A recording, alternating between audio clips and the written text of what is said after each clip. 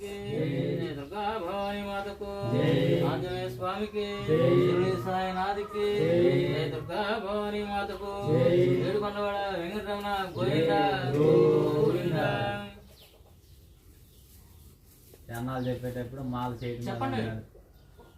బాగా చన్నాలు చెప్పేటప్పుడు ఏం చేసినా మనకి మాల వెళ్ళిపోవాలి, చెప్తా ఉండండి, చేత పుట్టుకోవాలి మాలని.